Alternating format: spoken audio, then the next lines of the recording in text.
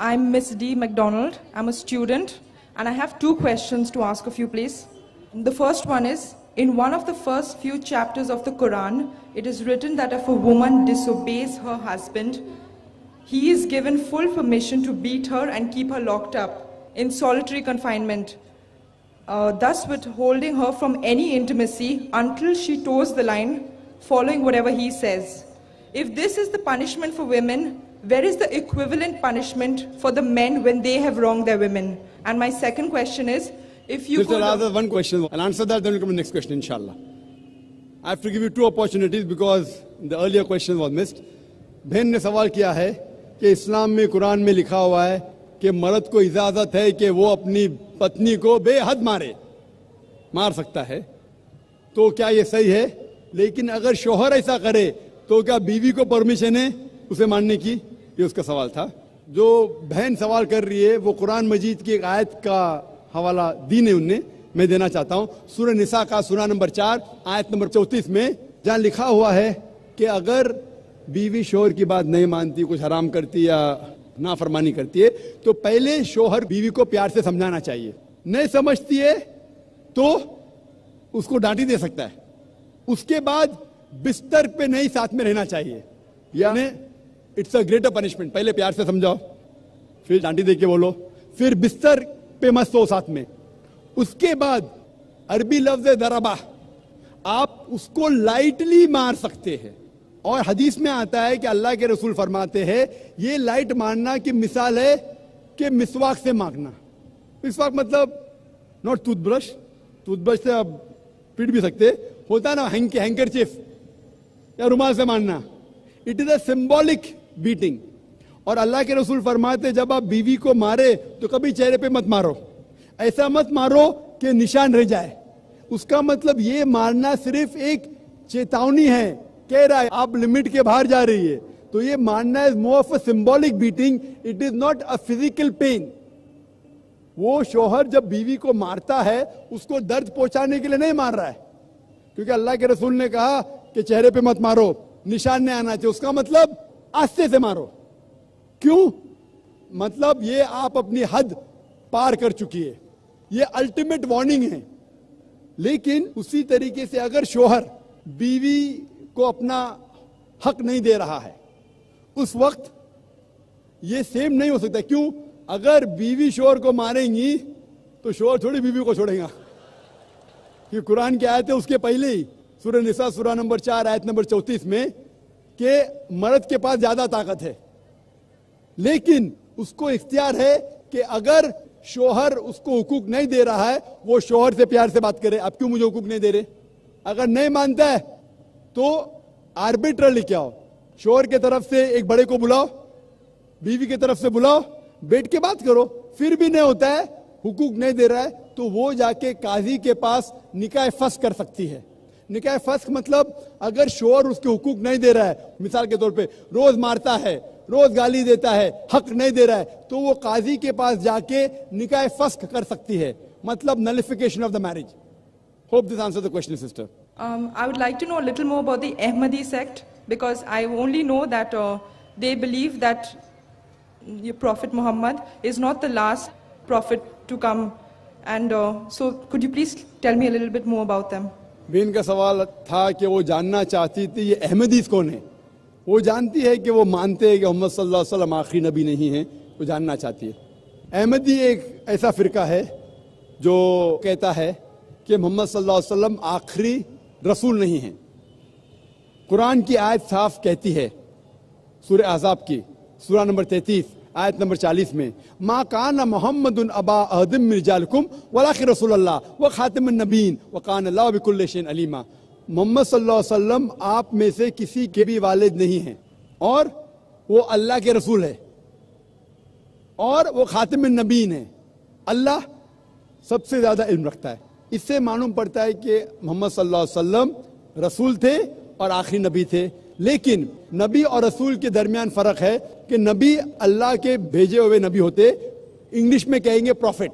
रसूल वो नबी है जिसके पास रिसालत भी आ चुकी है, जिसके पास रिसालत भी आ चुकी. That prophet who has been given a message, he is called as a messenger. लेकिन जब اللہ فرماتے ہیں کہ آخری نبی اس کا مطلب آخری رسول بھی, کیونکہ رسول ہونے کے لیے نبی ہونا ضروری ہے, لیکن ہر نبی رسول نہیں ہے, ہر رسول نبی ہے. تو اگر اللہ فرماتے آخری نبی تو اس کا مطلب آخری رسول بھی.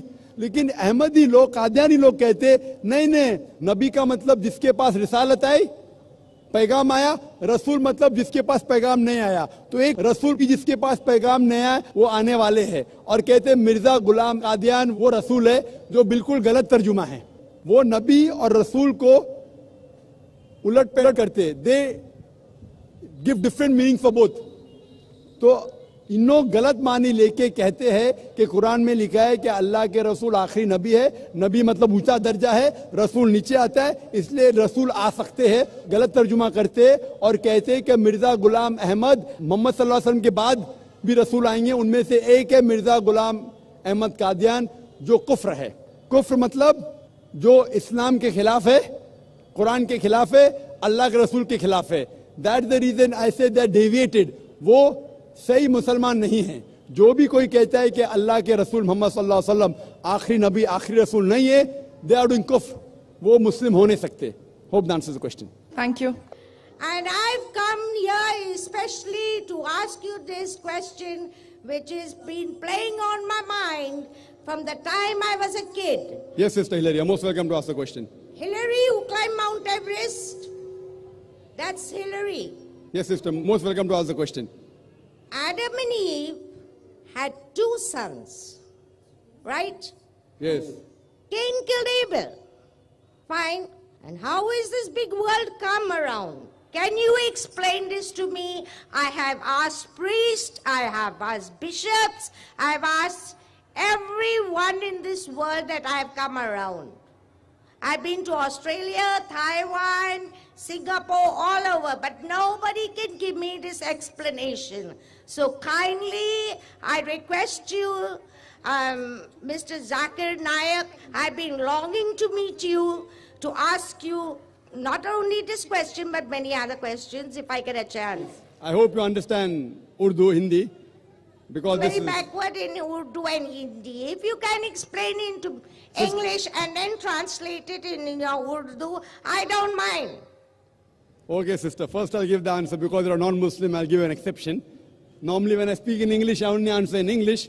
If I speak in Urdu, I only answer in Urdu. I'm more comfortable with English. So I'll give you an opportunity, sister. The sister asked a question that Adam had 2 sons, Cain and Abel. In Islam also, in the Quran, Habil or Qabil. So, how did the human race come into existence? She's trying to say indirectly that when the 2 sons were there, and from them, how more children were born. Does it mean that they did incest? Incest means having sexual relationship with the close relatives. That's the question. Correct, sister? No. They may be having with animals for all you know. Some people do look like animals, like apes and baboons. So maybe they did have relationship with them. So what's the question then? My question is, how did this world come? I want to know the truth. How did the world come to know the truth of what? I want to know how did such a big world come around? How did they come? That's what I'm telling you. How did it come into existence? So that's what I'm telling you. Yeah. How did the world come into existence? According to the Quran, according to the Bible, the first pair of human beings were Adam and Eve, peace be upon them both. Both of them were the first human beings. And Allah says in the Quran, and I quoted that in my talk, in Surah Nisa, chapter number 4, verse number 1, Ya ayyuhan nasu ttaqu rabbakum allazi khalaqakum min nafsin wahida wa khalaqa minha zawjaha. O humankind, reverence your guardian Lord, who has created you from a single person and created like nature is made, and from it twins, multiple women and men. That means all of us, sister, are children of Adam and Eve. How are we children? Because they had children, and from them there were many children. What people object to is that how come the children of Adam, peace be upon him, and Eve, peace be upon her, how did the children have sex amongst themselves, and how did the human race continue? The point to be noted, sister, is that the major concept of Islam about oneness of God not to do idol worship. It's the same from Adam alayhi salam till Prophet Muhammad, peace be upon him, sallallahu alaihi wasallam. But the minor points kept on changing.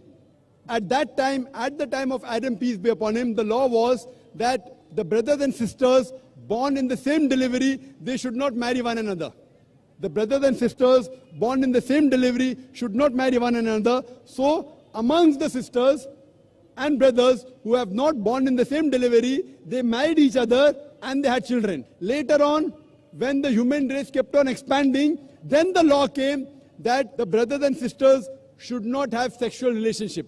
That's what the Quran says in Surah Nisa, chapter number 4, verse number 22, 23, 24, that you cannot marry your mother, your sister, your daughter, and your mother's sisters, your brother's daughter, your sister's daughter. And a big list of mahram is given. So sister, previously the rule was that marrying amongst the same delivery was prohibited. Marrying from different delivery was permitted because there was only one pair of humankind.